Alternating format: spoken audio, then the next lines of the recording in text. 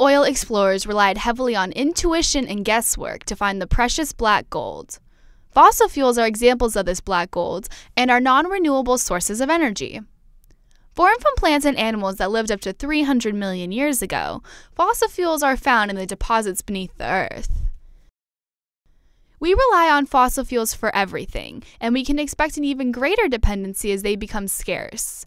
When are we going to realize that we cannot rely on fossil fuels forever? Are there other sustainable fuel sources that can be found within our oceans?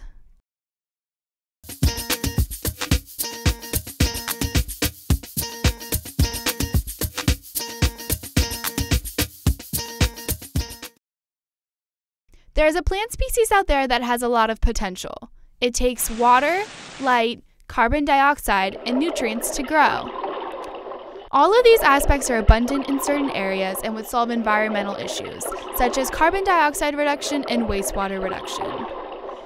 Algae can be grown in tubes and very quickly. Algae can also be grown in ponds using natural sunlight.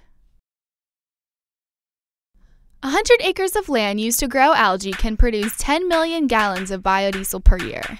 Scientists say it will take 95 million acres to produce 140 billion gallons of algae biodiesel per year, which will replace petroleum-based products.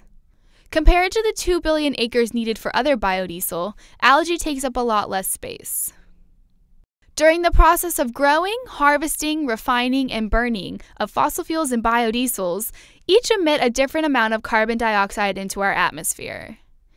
Gasoline emits 94 kilograms of CO2, corn ethanol emits 81 kilograms of CO2, soybeans emit 49 kilograms of CO2, and algae biodiesel absorbs 183 kilograms of CO2. This means using algae biodiesel takes CO2 from our atmosphere. Scientists are looking for species of algae that are rich in lipids, which is where they can extract the oil to turn into biofuels. The remaining part of the algae can be used as animal feed or as a human nutrient supplement. One of the biggest issues of algae is water. The good news is algae doesn't require fresh water. It is capable of growing in fresh water, but a number of species also grow in brackish or saline water. I interviewed Rick Halpern, the founder of Sustainability, who is involved with the commercialization of algae. I personally get motivated by making sure that we don't just look for simple answers, but everything I started to find out about algae seems like from across the board it has a lot of potential. It's got a long way to go in terms of being commercialized, but it seems like it's going to address a number of issues. It already works. I mean, you can grow algae, you can extract lipids out of it, and you can make that into gasoline. They've flown airplanes on jet fuel with percentages of algae-based biofuels already a part of it. The question gets to be, can you do it economically? The idea is, can you grow a new fuel source?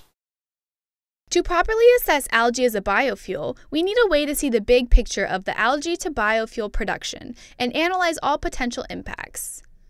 Transportation emissions are among the largest source of global warming pollution, and America cannot rely on dirty fuels to power our nation.